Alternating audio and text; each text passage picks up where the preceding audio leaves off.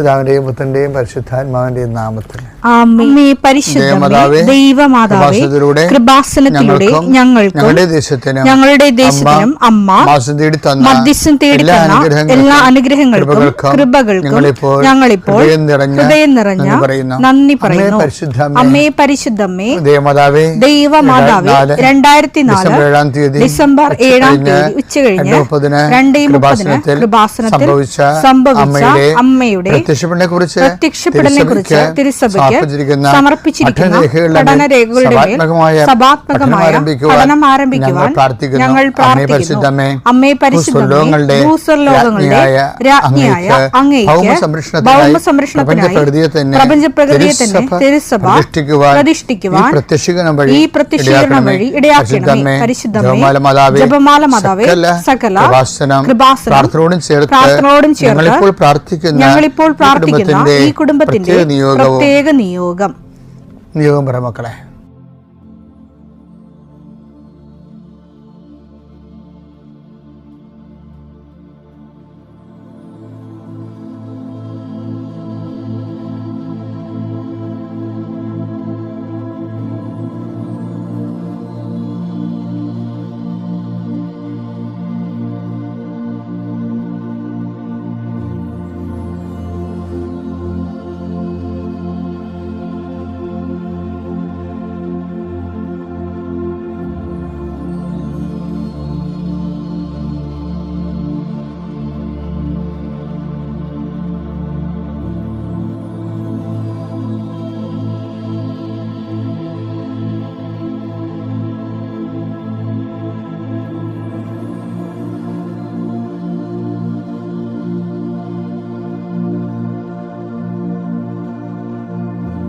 അമ്മയുടെ പ്രത്യക്ഷീകരണത്തിന്റെ ഈ അനുഗ്രഹവേളയിൽ ഞങ്ങൾക്ക് സാധിച്ചു തരുവാൻ കനിയണമേ. ആമേൻ. വിശ്വാസ പ്രമാണം. സർവശക്തനായ പിതാവും ആകാശത്തിന്റെയും ഭൂമിയുടെയും സൃഷ്ടാവുമായ ദൈവത്തിൽ ഞാൻ വിശ്വസിക്കുന്നു. അവിടുത്തെ ഏകപുത്രനും ഞങ്ങളുടെ കർത്താവുമായ ഈശോ മിശിഹായിലും ഞാൻ വിശ്വസിക്കുന്നു. ഈ പുത്രൻ പരിശുദ്ധാത്മാവിനാൽ ഗർഭസ്ഥനായി കന്യകാമറിയത്തിൽ നിന്ന് പിറന്ന് പൊന്തിയോസ് പീലാത്തോസിന്റെ കാലത്ത് പീഡകൾ സഹിച്ച് കുരിശിൽ തറയ്ക്കപ്പെട്ട് മരിച്ച് അടക്കപ്പെട്ട് പാതാളങ്ങളിൽ ഇറങ്ങി മരിച്ചവരുടെ ഇടയിൽ നിന്ന് 3-ാം നാൾ ഉയർത്ത് സ്വർഗത്തിലേക്ക് എഴുന്നള്ളി സർവശക്തിയുള്ള പിതാവായ ദൈവത്തിന്റെ വലതുഭാഗത്തിരിക്കുന്നു. അവിടെ നിന്ന് ജീവിക്കുന്നവരെയും മരിച്ചവരെയും വിധിക്കുവാൻ വരുമെന്നും ഞാൻ വിശ്വസിക്കുന്നു. പരിശുദ്ധാത്മാവിലും ഞാൻ വിശ്വസിക്കുന്നു. വിശുദ്ധ കത്തോലിക്കാ സഭയിലും പുണ്യവാന്മാരുടെ ഐക്യത്തിലും പാപങ്ങളുടെ മോചനത്തിലും ശരീരത്തിന്റെ ഉയർപ്പിലും നിത്യമായ ജീവിതത്തിലും ഞാൻ വിശ്വസിക്കുന്നു. ആമേൻ. സുഖസ്ഥനായ ഞങ്ങളുടെ പിതാവേ, അങ്ങയുടെ നാമം പൂജിതമാകണമേ. അങ്ങയുടെ രാജ്യം വരണമേ. അങ്ങയുടെ തിരുമനസ് സ്വർഗത്തിലെ പോലെ ഭൂമിയിലും ആകണമേ. അന്നു വേണ്ടുന്ന ആഹാരം ഇന്ന് ഞങ്ങൾക്ക് തരണമേ. ഞങ്ങളോട് തെറ്റ് ചെയ്യുന്നവരോട് ഞങ്ങൾ ക്ഷമിക്കുന്നത് പോലെ ഞങ്ങളുടെ തെറ്റുകൾ ഞങ്ങളോടും ക്ഷമിക്കണമേ. ഞങ്ങളെ പ്രലോഭനത്തിൽ ഉൾപ്പെടുത്തരുതേ, തിന്മയിൽ ഞങ്ങൾ രക്ഷിക്കണമേ. ആമേൻ. നന്മ നിറഞ്ഞ മറിയമേ, സ്വസ്തി. കർത്താവ് അങ്ങയുടെ കൂടെ സ്ത്രീകളിൽ അങ്ങ് അനുഗ്രഹിക്കപ്പെട്ടവളാകുന്നു. അങ്ങയുടെ ഉദരത്തിൻ ഫലമായി ഈശോ അനുഗ്രഹിക്കപ്പെട്ടവനാകുന്നു. പരിശുദ്ധ മറിയമേ, തമ്പുരാന്റെ അമ്മേ, പാപികളായ ഞങ്ങൾക്ക് വേണ്ടി ഇപ്പോഴും ഞങ്ങളുടെ മരണസമയത്തും തമ്പുരാനോട് അപേക്ഷിക്കണമേ. ആമേൻ. കർത്താവേ, ഈ പ്രഭാതത്തിൽ അങ്ങയുടെ നാമം വിളിച്ച് അപേക്ഷിക്കുന്നു. അങ്ങയുടെ നാമം വിളിച്ച് അപേക്ഷിക്കുന്ന ഒരു മകൻ പോലും ഒരു മകൾ പോലും കർത്താവ് ലജ്ജിക്കാൻ ഇടയാക്കല്ലേ എന്ന് പ്രാർത്ഥിക്കുന്നു. കർത്താവേ, നിന്റെ തിരിച്ചുവരെ ഓർത്തുകൊണ്ട് പ്രാർത്ഥിക്കുന്നു. നിന്റെ തിരുവിലാല മുറിവിനെ ഞങ്ങൾ ഈ പ്രഭാതത്തിൽ കുമ്പിട്ട് ആരാധിച്ചുകൊണ്ട് പ്രാർത്ഥിക്കുന്നു.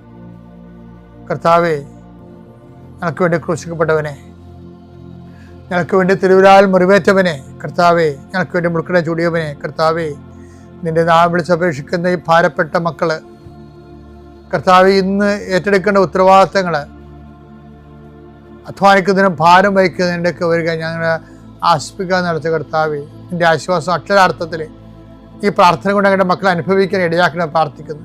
ഏത് കാര്യത്തിന് വേണ്ടിയാണോ, ഏത് കാര്യത്തിന് വേണ്ടി അങ്ങനെ മക്കൾ ഇപ്പോഴും ഭാരപ്പെട്ടിരിക്കുന്നത്, ആ വിഷയത്തിന് കർത്താവ് ഇന്ന് രാത്രി 7 മണിക്കുള്ളിൽ ഒരു പരിഹാരം ഉണ്ടാകാൻ വേണ്ടി പ്രാർത്ഥിക്കുന്നു. ആ സാമ്പത്തിക വിഷയമാകാം, കോടതി കേസാകാം, വസ്തു വിൽപ്പനയോ വാങ്ങലോ ആകാം, അല്ലെങ്കിൽ പ്രതീക്ഷിച്ചുകൊണ്ടിരിക്കുന്ന കത്താകാം, അല്ലെങ്കിൽ ഒരു ഇമെയിലാകാം, അല്ലെങ്കിൽ ഒരു അനുവാദമാകാം. എന്താണ് ഈശോ തടഞ്ഞു നിർത്തിയിരിക്കുന്നത്? ആ തടസ്സമെല്ലാം 39 വർഷം ഞാൻ അർപ്പിച്ച കൃപാനയുടെ യോഗ്യതയാൽ കൃപാസ്ഥാനത്താരെ ജീവനോടെ പ്രത്യക്ഷപ്പെട്ട പരിശുദ്ധയുടെ മാധ്യസ്ഥത്തില് ഈശോ നാമത്തിൽ മാറിപ്പോകട്ടെ എന്ന് കൽപ്പിക്കുന്നു. രോഗികള്, പീഡിതര്, മനപ്രയാസമുള്ളവര്, കുടുംബം തകർന്നുകൊണ്ടിരിക്കുന്നവര്, മക്കളെ ഓർത്ത് വേദി കൊള്ളുന്നവര്, വീടില്ലാത്തവര്, വഴിയില്ലാത്തവര്, കർത്താവ് അവർക്കെല്ലാം കർത്താവേ നിന്റെ സാധ്യത നൽകിയ ഒരു പുതിയ വഴി അവരെ കൊണ്ട് തന്നെ കണ്ടുപിടിക്കുന്നതിന് വേണ്ടി കർത്താവ് നീ അവരെ സഹായിക്കണം പ്രാർത്ഥിക്കുന്നു. ദൈവമേ, മക്കളില്ലാത്തവരെ, ഗർഭശിശുക്കൾക്ക് വൈകല്യം ഉണ്ടെന്ന് സ്കാനിങ് റിപ്പോർട്ട് വന്നവരെ, അവിടെ വയറിൽ കർത്താവ് നീ ഇപ്പം നിന്റെ തിരുവാർന്ന വലതുകരം വെക്കണമെന്ന് പ്രാർത്ഥിക്കുന്നു.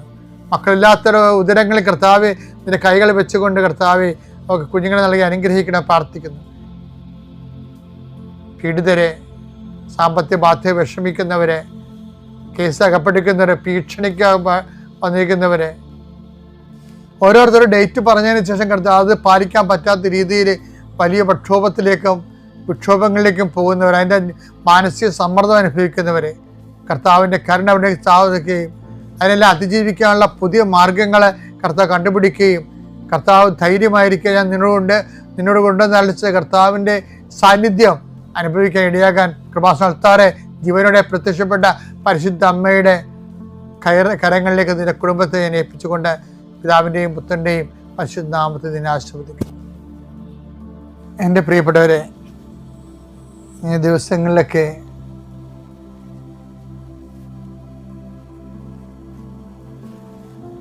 പരിശുദ്ധ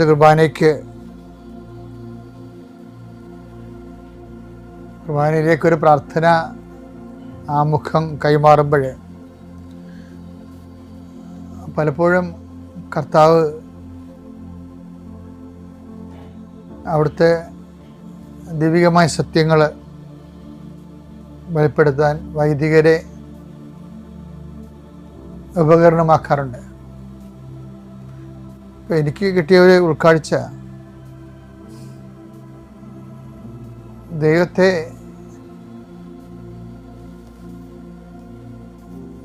നമ്മൾ അറിഞ്ഞോ അറിയാതെയോ അവഗണിക്കരുതെന്നാണ്. അപ്പം നിങ്ങൾ ചോദിക്കും, ദൈവത്തെ നമുക്ക് അവഗണിക്കാൻ പറ്റുമോ? പിന്നെ നമുക്ക് അവഗണിച്ച് ജീവിക്കാൻ പറ്റുമോ? അങ്ങനെയല്ല. പല നമ്മുടെ നിലപാടുകളിലൊക്കെ ദൈവത്തിന് കൊടുക്കേണ്ട സ്ഥാനം അല്ലെങ്കിൽ പ്രാധാന്യം നമ്മൾ കൊടുക്കാതെ മറ്റ് വിഷയങ്ങൾക്ക് കൊടുക്കുന്നുണ്ട്. അതുകൊണ്ടാണ് കഴിഞ്ഞ ദിവസങ്ങളിൽ നമ്മൾ കണ്ടത്. എന്താ കണ്ടത്? ജെറമ്യാ കണ്ടില്ലേ? 2:13 എന്തെന്നാൽ എന്റെ ജനം 2 തിന്മകൾ പ്രവർത്തിച്ചു. അതാണ്, അത് തിന്മയാണെന്നാ പറയണത്. ദൈവത്തെ അവഗണിക്കണത് തിന്മയാണെന്നാ പറയണത്. 2 തിന്മകൾ പ്രവർത്തിച്ചു. ജീവജലത്തിന്റെ ഉറവയായ എന്നെ അവർ ഉപേക്ഷിച്ചു. ജലം സൂക്ഷിക്കാൻ കഴിവില്ലാത്ത പൊട്ടക്കിണറുകൾ കുഴിക്കുകയും ചെയ്തു. അപ്പൊ ഇതിനെ ദൈവത്തെ അവഗണിക്കണത് തിന്മ എന്നാണ് ബൈബിള് അടയാളപ്പെടുത്തുന്നത്. ഇതൊരു ഘോരമായ തിന്മയായതുകൊണ്ടാണ് ഈശോ തിന്മയിൽ നിന്ന് ഞങ്ങളെ രക്ഷിക്കണമേ എന്ന് നമ്മളോട് പ്രാർത്ഥിച്ചത്. അപ്പോൾ ദൈവത്തെ അവഗണിക്കുന്നതിൽ നിന്ന് കൂടി നമ്മളെ രക്ഷിക്കണമെന്ന് അർത്ഥം അതിനുണ്ട്. മത്തായി 6:13 ഞങ്ങളെ പ്രലോഭനത്തിൽ ഉൾപ്പെടുത്തരുതേ, തിന്മയിൽ നിന്ന് ഞങ്ങളെ രക്ഷിക്കണമേ. എൻ്റെ ജനം 2 തെറ്റുകൾ ചെയ്തു, 2 തിന്മകൾ ചെയ്തു. ഒന്ന്, ജീവന്റെ ഉറവയായ എന്നെ അവർ ഉപേക്ഷിച്ചു. പകരം ജലം സൂക്ഷിക്കാൻ. കഴിഞ്ഞ ദിവസങ്ങളിൽ ഉണ്ടായിരുന്ന ഒരു വലിയ വെളിപാടെന്താണ്? ജലം സൂക്ഷിക്കുക എന്ന് വെച്ച് കഴിഞ്ഞാൽ കൃപ സൂക്ഷിക്കുക. അപ്പോൾ നമ്മൾ എന്തെങ്കിലും സൂക്ഷിച്ച് വെക്കണമെന്നുണ്ടെങ്കിൽ അത് പൊന്നോ പണമോ ആരോഗ്യമോ അതിനേക്കാളെല്ലാം ദൈവം ഉദ്ദേശിക്കുന്നത് കൃപ എന്ന് പറയുന്ന ദൈവശക്തി സൂക്ഷിക്കണമെന്നാണ്. നമ്മൾ കൃപ എന്ന് പറയുന്ന ദൈവത്തിൻ്റെ ശക്തി സൂക്ഷിക്കുന്നതിനാണ് ഒന്നാമത്തെ നടപടിക്രമം. എന്താണ്? ദൈവത്തെ അവഗണിക്കാതിരിക്കുക. അപ്പോൾ നിങ്ങൾ ചോദിക്കുക, എങ്ങനെയാണ് അവഗണിക്കുന്നത്? അപ്പം നിങ്ങൾ ഉദാഹരണത്തിന് ദൈവത്തെ നമ്മൾ അവഗണിക്കുന്നുണ്ടോ ഇല്ലയോ എന്ന് മനസ്സിലാക്കാൻ ഇപ്പം ഞായറാഴ്ച നമ്മൾ രാവിലെ തന്നെ ട്യൂഷന് പോകത്തില്ല. എന്നിട്ട് പിന്നെ വൈകുന്നേരം കുർബാന കൂടാമെന്ന് പറയും. എന്നിട്ട് ചിലർ വന്ന് കുർബാന കൂടിയതും കൂടാത്തതും കണക്കാക്കി സന്ധ്യ കുർബാനയ്ക്ക് വൈകുന്നേര കുർബാനയ്ക്ക് പുറത്തു നിന്നിട്ട് പോകും. അപ്പോൾ ഇതൊക്കെ ഫലത്തിൽ വരാൻ പോണത് അവഗണനയായിട്ടാണ് വന്നത്. ദൈവത്തെ അവഗണിക്കുന്നത് തുല്യമാണ്. കുർബാന നീ മുഴുവൻ കൂടിയ എന്നതിനേക്കാൾ ഉപരി ഒരു ബൈ ദ വെരി ആക്ട് കൊണ്ട് നീ ദൈവത്തെ അവഗണിച്ചു, അബാൻഡൻ ചെയ്തു. ശരിക്കും പറഞ്ഞാൽ എന്താണ് ചെയ്യേണ്ടത്? ഒരു കാരണവശാലും ഞാൻ നിന്നെ അവഗണിക്കത്തില്ലെന്ന് പറഞ്ഞിട്ടുണ്ട്.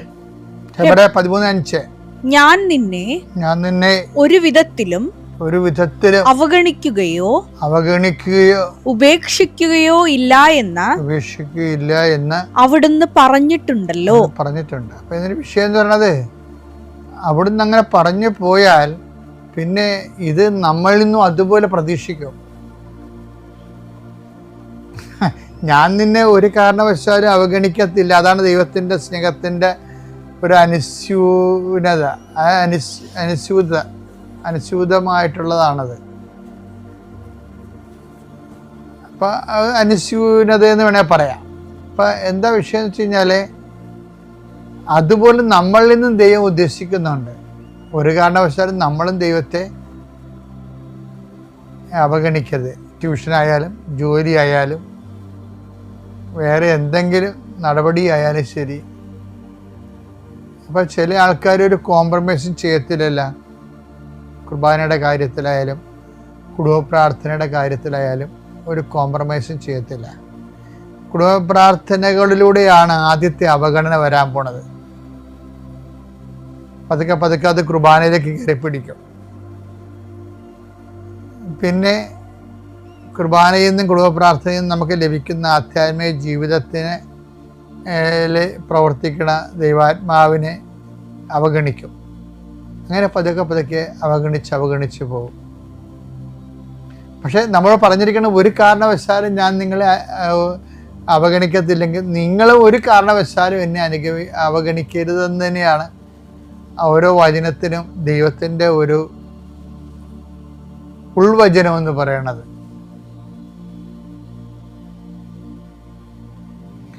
അങ്ങനെ വന്നു കഴിഞ്ഞാൽ എന്താ സംഭവിക്കുന്നത് വെച്ച് കഴിഞ്ഞാൽ, നമ്മൾ ദൈവത്തെ അവഗണിക്കുന്ന അനുസരിച്ച് കൊണ്ട് ദൈവത്തിൻ്റെ അവഗണന നമുക്ക് ദൈവം അവഗണിക്കത്തില്ലെങ്കിൽ പോലും നമുക്ക് ദൈവത്തിൻ്റെ ഒരു സംരക്ഷണം അനുഭവവേദ്യമല്ലാതായി വരുന്ന ഒരു അവസ്ഥ വരും. എന്ന് വെച്ചാൽ പരത്തിൽ അവഗണിച്ച പോലെയാവും. ദൈവം അവഗണിക്കുന്നില്ല, ദൈവം പരിഗണിക്കുന്നുണ്ട്. പക്ഷെ നമുക്കത് മനസ്സിലാവാത്ത, അനുഭവിക്കാൻ പറ്റാത്ത അവസ്ഥ വരും. ഇങ്ങനെ ഒരു അരാജകത്വം പിടിച്ച അവസ്ഥയിലാണെങ്കിൽ നിനക്ക് ഈ നോൻപ് കാലത്ത് തിരിച്ചു നടക്കാനും അനുദപിക്കാനും സമയമായി. നമ്മുടെ വീടൊക്കെ മാറണമെങ്കിൽ അധികം സമയം വേണ്ട. എൻ്റെ അഭിപ്രായത്തിൽ ഇടയ്ക്കിടയ്ക്ക് വീട് മാറിക്കൊണ്ടിരിക്കണമെന്നുള്ളതാണ്. ഓരോരുത്തരുടെ സഭ. ഇപ്പം കെട്ടിയ ഒരാൾ വന്ന് കല്യാണം, ഇപ്പോൾ ഒരു എക്സ്ട്രാ ഒരു ന്യൂ കമർ കല്യാണം കഴിച്ച് നമ്മുടെ മകൻ്റെ ഭാര്യ വന്നു കഴിയുമ്പോൾ അതിൻ്റെ കെമിസ്ട്രി അപ്പം തന്നെ കോമ്പൗണ്ടായിട്ട് വേറെ ഒരു പദാർത്ഥമായിട്ട് വീട് മാറും. ഇതിനെല്ലാത്തിനും അക്കോമഡേറ്റ് ചെയ്ത് നിൽക്കാനുള്ള കഴിവെന്ന് പറയണത് അത് ക്രിസ്തു നമുക്ക് തരുന്ന കഴിവാണ്. ക്രിസ്തു ഇല്ലെങ്കിൽ നമ്മളിതിനെ വയലൻ്റായിട്ടും ബ്രൂട്ടലായിട്ടും ആനിമാലിറ്റിയായിട്ടും കൈകാര്യം ചെയ്യും വിഷയം.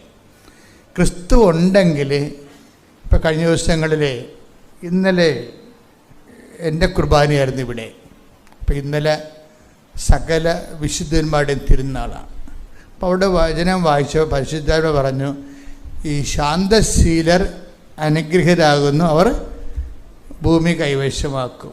അപ്പോൾ അത് എങ്ങനെ എക്സ്പ്ലെയിൻ ചെയ്യേണ്ടതെന്ന് പ്രാർത്ഥിച്ചപ്പോൾ പരിശുദ്ധാത്മാവ് പറഞ്ഞു, താഴെ കിടക്കുന്ന വചനത്തിൻ്റെ താക്കോൽ വെച്ചാണ് ഈ വീട് തുറക്കേണ്ടതെന്ന് പറഞ്ഞു. എന്താണ്? ശാന്തശീല അനുഗ്രഹരാകുന്ന ഭൂമി കൈവശമാക്കും. അപ്പം നമ്മൾ നിൽക്കുന്ന ഇടത്തിൻ്റെ മേൽ ആധിപത്യം സ്ഥാപിക്കുന്നതിന് ശാന്തത വേണമെന്നാണ് ഈ പറയണത്. അല്ലെങ്കിൽ നമ്മൾ വീടൊഴിഞ്ഞ് പോകേണ്ടി വരും, അല്ലെങ്കിൽ അവിടെ ജീവിക്കാത്തതും കണക്കായിട്ട് വരും. ശാന്തത. അപ്പം അത് എങ്ങനെയാണ് ആ ശാന്തത ഉണ്ടാക്കണത്? ആ ശാന്തത ഉണ്ടാക്കണതിൻ്റെ താഴൊരു വചനമുണ്ട്. എന്നെ പ്രതി മനുഷ്യർ നിങ്ങളെ അവഹേളിക്കുകയും വ്യാജമായി എല്ലാത്തരം കുറ്റങ്ങളും നിങ്ങളുടെ മേൽ ആരോപിക്കുകയും ചെയ്യുമ്പോൾ നിങ്ങൾ ആഹ്ലാദിച്ചുല്ലസിക്കുകയും സ്വർഗത്ത് നിങ്ങൾക്കുള്ള പ്രതിഫലം. മത്തായി 5:11-12 തിരുവചനങ്ങൾ. 5:11. എന്നെ പ്രതി മനുഷ്യർ നിങ്ങളെ അവഹേളിക്കുകയും പീഡിപ്പിക്കുകയും എല്ലാവിധ തിന്മകളും നിങ്ങൾക്കെതിരെ വ്യാജമായി പറയുകയും ചെയ്യുമ്പോൾ നിങ്ങൾ ഭാഗ്യവാന്മാർ. നിങ്ങൾ ആനന്ദിച്ചാഹ്ലാദിക്കുവിൻ. സ്വർഗത്തിൽ നിങ്ങളുടെ പ്രതിഫലം വലുതായിരിക്കും. വളരെ കൃത്യമാണ് അതിൻ്റെ അകത്ത് മുകളിൽ പറയുന്ന സുവിശേഷ ഭാഗ്യങ്ങളാണ് വിഷയം. ആ സുവിശേഷ ഭാഗങ്ങളിൽ എന്തൊക്കെയാണ് ഉള്ളതെന്ന് നോക്കിയേ. ശാന്തശീലർ, മത്തായി 5:3 മുതലുള്ള തിരുവചനങ്ങൾ. ആത്മാവിൽ ദരിദ്രരായവർ ഭാഗ്യവാന്മാർ. സ്വർഗരാജ്യം അവരുടേതാണ്. വിലപിക്കുന്നവർ ഭാഗ്യവാന്മാർ, അവർ ആശ്വസിപ്പിക്കപ്പെടും. ശാന്തശീലർ ഭാഗ്യവാന്മാർ, അവർ ഭൂമി അവകാശമാക്കും. ശാന്തശീലർ ഭാഗ്യവാന്മാർ, അവർ ഭൂമി അവകാശം. എൻ്റെ പ്രിയപ്പെട്ടവർ, ഇതിൻ്റെ വിഷയം എന്ന് പറയുന്നത്, നിങ്ങൾ വിലപിച്ചാലും ശാന്തത ശീലമാക്കിയാലും എന്ത് ബേസിലായിരിക്കണം അങ്ങനെ ചെയ്യണത്? വിലപിക്കണമെങ്കിൽ എന്നെ പ്രതി, അതാണ് വിഷയം. എല്ലാം സോൾവ് ചെയ്യണതും സമാധാനം ഉണ്ടാക്കുന്നതും ആരാണ്? ഈശോയാണ്. ശരിക്കും ഒരു വിഷയം, കർത്താവ് നമ്മളിൽ നിന്ന് പിരിഞ്ഞു പോകാതിരിക്കാനും, ഒരിക്കലും നിങ്ങൾ പഴയ ഈ കെമിസ്ട്രി കുടുംബത്തിൻ്റെ ഈ പദാർത്ഥം പുതിയ ഒരു എലമെൻ്റ് വന്ന് ഒരു ഫോറിൻ എലമെൻ്റ് വരുമ്പോഴും അത് പിന്നീട് നമ്മളുടെ ജീവിതത്തിൻ്റെ ഭാഗമായി മാറുന്നവരെയുള്ള പ്രോസസ്സ്, ട്രാൻസിഷൻ ടൈമില്ലേ, ആ ട്രാൻസിഷൻ ടൈമിൽ എപ്പോഴും നിങ്ങൾ ക്രിസ്തുവിന് 1-ാം സ്ഥാനം കൊടുത്തുകൊണ്ടിരിക്കണം. പറഞ്ഞ മനസ്സിലായ? ക്രിസ്തുവിന് 1-ാം സ്ഥാനം കൊടുക്കണം. അല്ല, അവരങ്ങനെ പറഞ്ഞു, ഇവരിങ്ങനെ പറഞ്ഞു, ഞാനങ്ങനെ പറഞ്ഞപ്പോൾ എൻ്റെ അടുത്ത് ചാടിക്കയറി, അങ്ങനെ ഞാൻ നീ എന്ന് പറയരുത്. ക്രിസ്തുവിന് 1-ാം സ്ഥാനം കൊടുക്കണം അവിടെ. ഇതൊരു കൾച്ചറിങ്ങിൻ്റെ ടൈമാണ് ശരിക്കും. അവിടെയാണ് ഈശോ ഇപ്പോൾ നിങ്ങൾ ശാന്തത കാണിച്ചാലും നിങ്ങൾ വിലപിച്ചാലും അതെന്താണ്? ചില കാര്യം റീഫണ്ടബിൾ അല്ലെന്ന് നേരത്തെ പറഞ്ഞിട്ടുണ്ട്. പ്രാർത്ഥിക്കുന്നു, അപ്പം തന്നെ ഉത്തരം കിട്ടുന്നതാണ് റീഫണ്ടബിൾ എന്ന് പറയുന്നത്. അപ്പം നമ്മൾ പ്രാർത്ഥിക്കുന്നു, അപ്പം തന്നെ അതിൻ്റെ റെഡിമെയ്ഡ് ആൻസർ കിട്ടുന്നു. പക്ഷേ ഈശോ കൃത്യമായിട്ടൊരു കാര്യം പറഞ്ഞു, ചില കാര്യങ്ങൾക്ക് നമ്മൾക്ക് റെഡിമെയ്ഡ്, റെഡി ടു ആൻസർ, എന്താണ് ഇൻസ്റ്റൻറ്റ് പോലെ ബ്രേക്ക്ഫാസ്റ്റ്, ഇൻസ്റ്റൻറ്റ് ബ്രേക്ക്ഫാസ്റ്റ് എന്നൊക്കെ പറയത്തില്ലേ, റെഡി ടു ഈറ്റ് എന്ന് പറഞ്ഞ് ചുമ്മാ കൊണ്ടുപോയി ഒന്ന് ഓവനിൽ കാണിച്ചിട്ട് കഴിക്കാൻ പറ്റിയ സാധനമായിട്ടല്ല. അത് കുറച്ച് കഴിഞ്ഞ് മാത്രമേ റീഫണ്ടബിൾ ആകത്തുള്ളൂ. കോശമണി പോലെയാണ്. കോശമണി നമ്മൾ കോളേജിൽ ചെല്ലുമ്പോൾ പ്രത്യേകിച്ച് സെക്കൻഡ് ഗ്രൂപ്പുകാർക്ക് കുറച്ച് പണം അവിടെ അടക്കണം. ഇവർ വരെ തല്ലുകയോ പൊട്ടിക്കുകയൊക്കെ ചെയ്തെങ്കിൽ അതിന് പണം പിടിക്കാൻ വേണ്ടി ആക്കണം. ചില സംഭവങ്ങൾ കോശമണി പോലെയാണ്, പിരിഞ്ഞു പോരുമ്പോൾ നമുക്ക് കിട്ടത്തുള്ളത്. അതുപോലെ തന്നെയാണ് ചില കാര്യങ്ങൾ നമുക്ക് ഇൻസ്റ്റൻറ്റ് റീഫണ്ടബിൾ അല്ല, അപ്പം തന്നെ കിട്ടത്തില്ല. ഇപ്പം നിങ്ങളിപ്പോൾ ക്ഷമിക്കുന്നു, ചില കാര്യങ്ങൾ ഏകപക്ഷീയമായി ക്ഷമിക്കുന്നു, അതിൻ്റെ പേരിൽ അടുത്ത ആഴ്ച ജോലി കിട്ടുമെന്ന് പറഞ്ഞാൽ ഇരിക്കത്തില്ല. ഞാൻ ക്ഷമിച്ചു, കാര്യം എന്താണ്? ഞാൻ ഉടമ്പടി എടുത്തിട്ടുണ്ട്. കർത്താവ് എങ്ങനെയാണ്? ഞാൻ ക്ഷമിക്കാത്തതിൻ്റെ പേരിൽ കർത്താവ് ജോലി തന്നില്ലെങ്കിൽ എന്ത് ചെയ്യും? അങ്ങനെ ഇങ്ങനെ ഇൻ്റർ കണക്ട് ചെയ്യേണ്ട. ചില കാര്യങ്ങൾക്ക്, ചില മേജറായിട്ട് നിങ്ങൾ ചെയ്യുന്ന കാര്യങ്ങൾ, മൈനർ കാര്യങ്ങൾ ഓക്കെയാണ്. ചില മേജർ ഇൻവെസ്റ്റ്മെൻറ്റ്സ് ഒരിക്കലും റീഫണ്ടബിൾ അല്ല. ചില മേജർ ഇൻവെസ്റ്റ്മെൻറ്റ്സ്, അപ്പം നിങ്ങൾ ഓർക്കുക എന്താ മേജർ ഇൻവെസ്റ്റ്മെൻറ്റ്സ് എന്ന് അച്ഛൻ ഉദ്ദേശിക്കുന്നത്? നിങ്ങൾ ഗുരുതരമായി നിങ്ങൾക്ക് നഷ്ടം വരുന്നൊരു കാര്യം നിങ്ങൾ ഈശോയെക്കുറിച്ച് ചെയ്തെന്ന് വിചാരിച്ചോ, അതിന് അപ്പം തന്നെ നിങ്ങൾക്ക് അതിൻ്റെ ആയിട്ടുള്ളൊരു പ്രതിഫലം കിട്ടത്തില്ല. എന്താ കാര്യം? അത് ക്യാരി ഓവർ ചെയ്തിരിക്കുന്നത് ഇറ്റേണൽ അക്കൗണ്ടിലേക്ക് പോയിരിക്കുകയാണ്. അതാണ് ഈശോ പറയണത്. എന്താണ് അവസാനം പറഞ്ഞ വചനം? 5:11 എന്താ? എന്നെ പ്രതി മനുഷ്യർ നിങ്ങളെ അവഹേളിക്കുകയും പീഡിപ്പിക്കുകയും എല്ലാവിധ തിന്മകളും നിങ്ങൾക്കെതിരെ വ്യാജമായി പറയുകയും ചെയ്യുമ്പോൾ. ഇതാണ് മേജർ എന്ന് പറയുന്നത്. വേജമായിരിക്കും ആ സംഭവം, സത്യം ഉണ്ടാകത്തില്ല. വേജമായി നിങ്ങൾ ഒരു കാര്യം പറയുമ്പോൾ നിങ്ങൾ എന്ത് ചെയ്യും? അത് തെളിയിക്കാൻ വേണ്ടി ചിലപ്പോൾ കോടതി വരെ പോകും. ചിലപ്പോൾ നിങ്ങൾ വാശി പിടിച്ച് വിവാഹമോചനം വരെ ആവശ്യപ്പെടും. കാര്യം നിങ്ങൾ ചെയ്യാത്ത കാര്യമാണ്. ഇപ്പോൾ ഇന്നലെ ഒരു ഭർത്താവ് എൻ്റെ അടുത്ത് കൊച്ചിനെ കാണിച്ച് പറഞ്ഞ് ഈ കൊച്ചിനെ കുറിച്ച് ഞങ്ങൾ തമ്മിൽ ഇപ്പോൾ പിരിഞ്ഞിരിക്കുകയാണെന്ന്. ഞാൻ ഡീറ്റെയിൽസിലോട്ട് പോയില്ല. എന്തിനാ അവനെ കൊണ്ട് തോന്നിയ തെറ്റ് പറയിപ്പിക്കുന്നത്? ഞാൻ കർത്താവ് ആ വിഷയം ഒരു കൊച്ചു ജനിച്ചപ്പോൾ അതിൻ്റെ പേരിൽ പറഞ്ഞ് പെശകി ഭർത്താവും ഭാര്യയായിട്ട് പിരിഞ്ഞിരിക്കുകയാണ്. അപ്പോൾ അത് ഇതിൻ്റെ അകത്ത് രണ്ടുപേർക്കും അറിയാം വലിയ കഥയൊന്നും ഇല്ലെന്നറിയാം. പക്ഷേ ഒരു വാശിയാണ് അവിടെ വർക്ക് ചെയ്യണത്.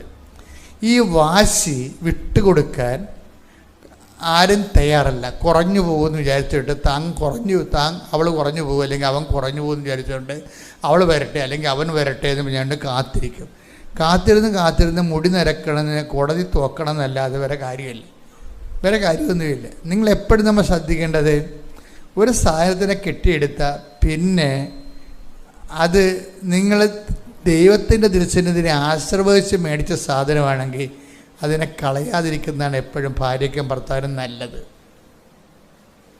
തമാശ പറയല്ലേ? കാരണം നിങ്ങൾ കഴിഞ്ഞിട്ട് വാശിപ്പുറം കളഞ്ഞിട്ട് വേറെ ഒരെണ്ണത്തിനെ കെട്ടി അവളുടെ മുമ്പിൽ കൂടി ഞാൻ നടക്കുമെന്നൊക്കെ പറഞ്ഞിട്ട് കഥയൊന്നും, അതൊക്കെ ചുമ്മാ മസിൽ പിടുത്തമാണ്. കുറച്ച് കഴിയുമ്പോൾ നിങ്ങൾ വയസ്സാകും. അപ്പം നിങ്ങൾ പറയും അവനേക്കാളും ബെറ്ററായിട്ടുള്ളവനെ ഞാൻ കല്യാണം കഴിച്ചിട്ട് അവൻ്റെ വീടിന് ബാക്കി കൂടി പോവും, അതിനേക്കാൾ ബെറ്ററായിട്ടുള്ള കാറ് ഞാൻ മേടിക്കും. ഇങ്ങനെ കുറേ മൃഗങ്ങളുണ്ട് ശരിക്കും പറഞ്ഞാൽ. എന്ന് വെച്ചാൽ മൃഗങ്ങളെന്ന് പറഞ്ഞാൽ എന്താണ്? ആത്മാവില്ലാത്ത സാധനങ്ങൾ. ദൈവത്തെ മാറ്റി നിർത്തിയിട്ട് വീമ്പിളക്കിയിട്ട് ആള് കളിക്കാൻ നോക്കുന്ന വാശികൾ. ഇതിന് ബൈബിൾ വിളിക്കുന്ന പേര് ലോകമെന്നും വിളിക്കും, പിശാചെന്നും വിളിക്കും. ലോകമെന്ന് പറഞ്ഞാൽ എന്താണ്? ഇതുപോലുള്ള വാശി, വൈരാഗ്യം, മത്സരം. ഉടമ്പടിയിൽ എപ്പോഴും വരുമ്പോൾ നിങ്ങളുടെ ഈ ലോകത്തിൻ്റെ കണ്ടൻറ്റ് നിങ്ങൾ ടാർഗറ്റ് ചെയ്യേണ്ട ഒരു വിഷയമാണ്. എന്നിൽ ലോകമുണ്ടോ? വാശിയുണ്ടോ? മത്സരമുണ്ടോ? വാശി എന്നാണ് പിന്നെ ഒരു മത്സരം വരണത്. മത്സരത്തിൽ നിങ്ങൾ ജയിച്ചാലും അവസാനം തോറ്റന് തുല്യമാണ്. എന്താ കാര്യം? ക്രിസ്തു ഈ ഫോർമാറ്റിൽ വർക്കൗട്ട് ചെയ്യത്തില്ല. അപ്പോൾ ക്രിസ്തുവിനെ നിങ്ങൾക്ക് മിസ്സാകും. ക്രിസ്തുവിനെ മിസ്സാകുന്നില്ലെങ്കിൽ നമ്മളെന്തിനാ ഉടമ്പടിയിൽ കാരുണ്യപ്രവൃത്തിയും അതുപോലെ തന്നെ ഇവാഞ്ചലൈസേഷനും ഒക്കെ വെച്ചിരിക്കണത് എന്താ? അതിൻ്റെ ഒരു ബേസ് എന്ന് പറഞ്ഞാൽ, ഒരു കാര്യം എന്ന് പറഞ്ഞാൽ ക്രിസ്തുവിനെ നിങ്ങൾക്ക് ഒരു കാരണവശാലും നിങ്ങൾക്ക് മിസ്സാകാതിരിക്കാനാണ്. കഴിഞ്ഞ ദിവസങ്ങളിലൊരു സാക്ഷ്യം ഉണ്ടായി. എന്നാ സാക്ഷ്യം എന്ന് പറയാമോ? അതായത് ഒന്ന് സ്തുതിക്കട്ടെ മക്കളെ. Hallelujah, hallelujah, hallelujah. സാക്ഷ്യങ്ങളിലൂടെ സംസാരിക്കുന്ന നന്ദി പറയുന്നു. ഹല്ലേലൂയ,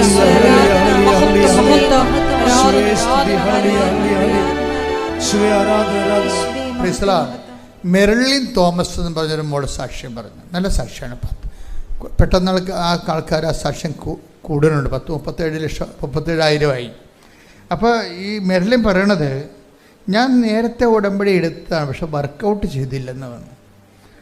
ഞാൻ 22 മറ്റേ ഉടമ്പടി എടുത്തതാണ്.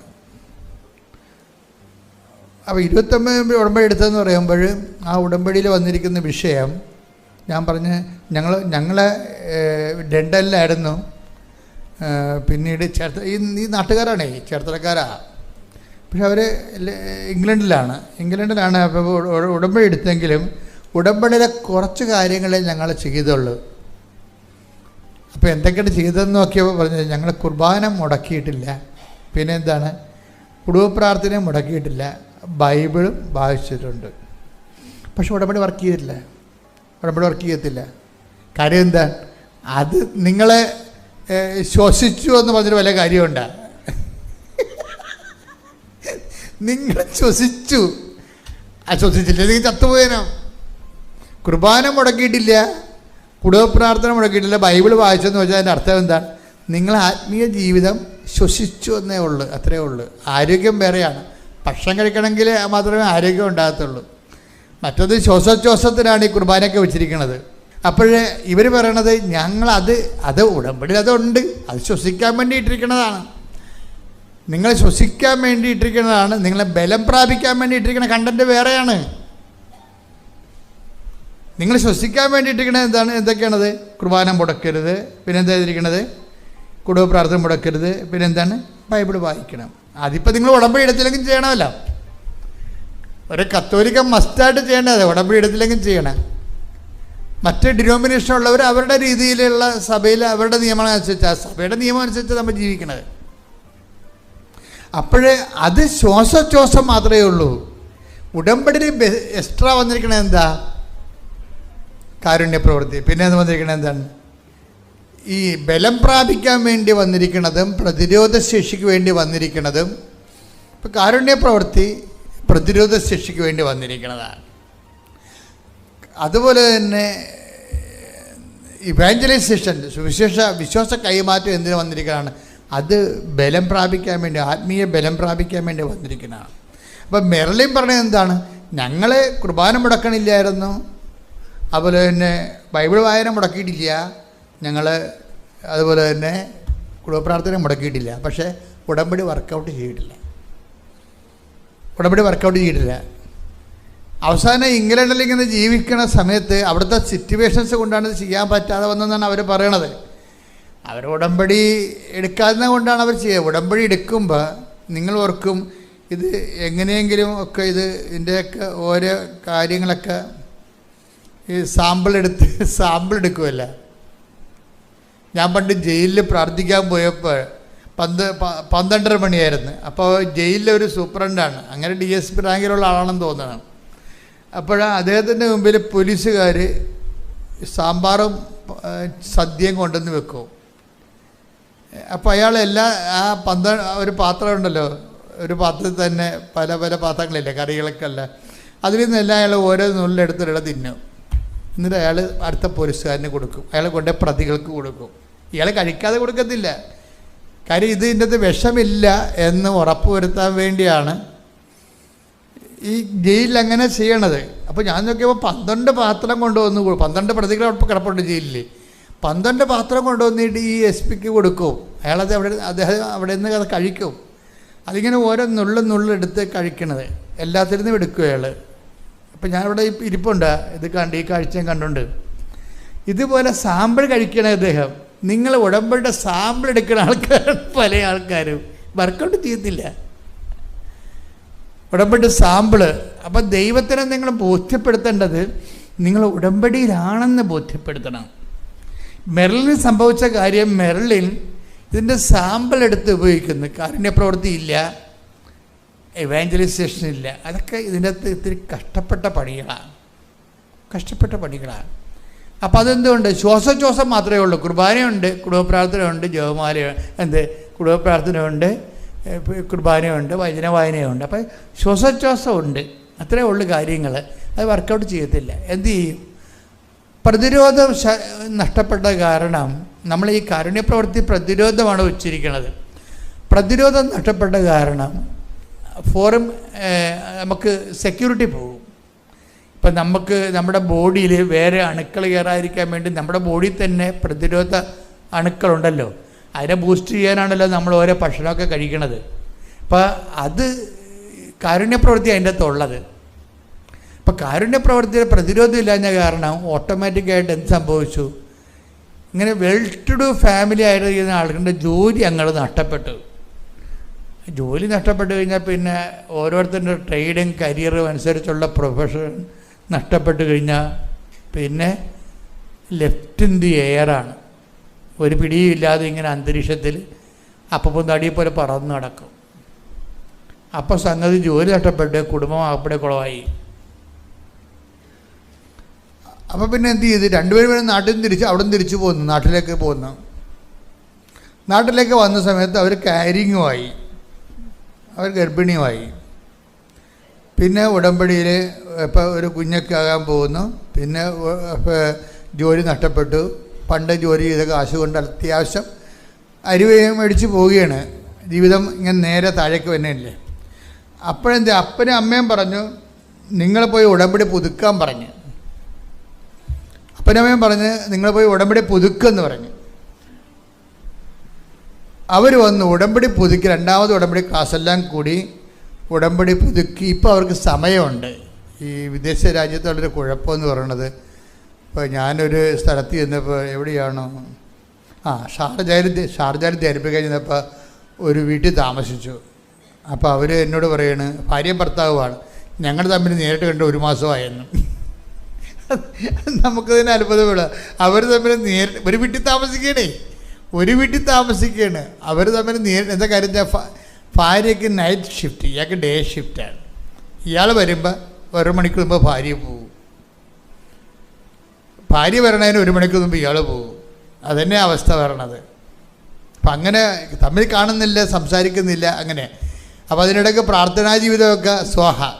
അപ്പം അങ്ങനെ വരുമ്പോൾ ഭയങ്കര, ഇപ്പം അതെല്ലാം മാറി ഇവർക്ക് ഇപ്പോൾ വീട്ടിൽ വന്ന് നിന്ന് ഒരു കുഞ്ഞൊക്കെ ഉള്ള കാരണം ഒരിടത്തും പോണില്ല. പിന്നെ അങ്ങനെ വന്നപ്പോൾ കുറച്ച് സമയമൊക്കെ കിട്ടിയപ്പോൾ അപ്പനമ്മയും പറഞ്ഞ്, നിങ്ങളിനി രക്ഷപ്പെടണമെന്നുണ്ടെങ്കിൽ ഉടമ്പടി പുതുക്കണമെന്ന് പറഞ്ഞു. അവർ ഭാര്യയും ഭർത്താവും വന്ന് ഉടമ്പടി ആത്മാർത്ഥമായിട്ട്, ഇവർ രണ്ടുപേരും ബേസിക്കായിട്ട് നല്ല കക്ഷികളാണ്. അവർക്കങ്ങനെ വീണ് പോയാൽ പിന്നെ ഒത്തിരി തിരിച്ച് നടക്കേണ്ട കാര്യമില്ല. അവരെ ബേസിക്കായിട്ട് ഒരു കാത്തലിക് സ്പിരിറ്റുള്ള ആൾക്കാരെ കാരണം വീണ് കഴിഞ്ഞാൽ അവർക്ക് അല്പം നടക്കുമ്പോൾ തന്നെ ആ സ്പോട്ടിലെത്തും. ചിലർക്ക് വീണ് കഴിഞ്ഞാൽ പിന്നെ നമ്മൾ മണിക്കൂറോളം കിലോമീറ്ററോളം നടന്ന് തിരിച്ച് നടക്കേണ്ടി വരും. ഇതങ്ങനെ അത്രയില്ല. അവർ വന്നു, അവർ ക്ലാസ്സെല്ലാം കേട്ടു. ക്ലാസ്സെല്ലാം കേട്ട് അവർക്ക് മനസ്സിലായി ഇതിനകത്ത് ഇവാഞ്ചലൈസേഷനാണ് എക്സ്ട്രാ ഉള്ളത്. തങ്ങളത് ചെയ്തിട്ടില്ല. വിശ്വാസ കൈമാറ്റമാണ് എക്സ്ട്രാ ഉള്ളത്. അത് ദൈവസ്നേഹത്തോടെ ചെയ്യേണ്ടതാണ്. തങ്ങളത് ചെയ്തിട്ടില്ല. അപ്പോൾ തങ്ങളത് ചെയ്യാൻ തീരുമാനിച്ചു. അപ്പോൾ രണ്ടുപേരും ഹൈലി എഡ്യൂക്കേറ്റഡ് ആയിട്ടുള്ള ആൾക്കാരാണ്. അപ്പോൾ കാര്യങ്ങൾ ഒറ്റ പ്രാവശ്യം പറഞ്ഞാൽ അവർക്ക് കാര്യങ്ങളെല്ലാം ഓടിത്തിരിയോ, ഒന്ന് ചെയ്യൂ അല്ലെങ്കിൽ ചെയ്യത്തില്ല. എഡ്യൂക്കേഷൻ കൂടിക്കഴിഞ്ഞാലുള്ള ഒരു ഗുണം അതാണ്. എന്ന് വെച്ച് കഴിഞ്ഞാൽ അവർ ഒന്നെങ്കിൽ ചെയ്യും അല്ലെങ്കിൽ ചെയ്യത്തില്ല. തന്നിൽ ഒന്നേ ഉള്ളു. ചിലരെന്ത് വെച്ച് കഴിഞ്ഞാൽ അവർ ചെയ്തെന്ന് വരുത്തി തീർക്കും, ചെയ്തതും ചെയ്യാത്തതും ചെയ്ത ഒരുപോലെയാകും. അങ്ങനെ ചെയ്യണ കുറേ ആൾക്കാരും ഉണ്ട്. അപ്പം അതൊക്കെ എല്ലാം കറക്റ്റ് ചെയ്യണം. എനിക്ക് ഇപ്പോൾ മനസ്സിലായിരിക്കണ ഒരു കാര്യം, എൻ്റെ സഹോദരങ്ങളെ, ഉടമ്പടി ദൈവത്തെ ബോധ്യപ്പെടുത്തണം നിങ്ങൾ ഉടമ്പടിയിലാണെന്നുള്ളത്. അപ്പോൾ സിമ്പിളാണ് ഉടമ്പടി. എൻ്റെ സഹോദരങ്ങൾ ഉടമ്പടിയിലാണെന്നുള്ളത് ദൈവത്തെ ബോധ്യപ്പെടുത്തണം. നിങ്ങൾക്ക് ഒരു കാര്യം രഹസ്യം അറിയാമല്ലോ. കാര്യം നിങ്ങൾ എഴുതി വെച്ചേക്കുന്ന കാര്യങ്ങളൊന്നും ദൈവത്തിന് ഒരു സെക്കൻഡ് ടൈമേ ഉള്ളൂ ഇതിനാവശ്യം. വാരിക്കെട്ടെടുത്ത് ഇത്തരം വിഷയത്തിൻ്റെ ഒരു കാര്യം ദൈവം ഒന്ന് മനസ്സിൽ വെച്ചാൽ മതി.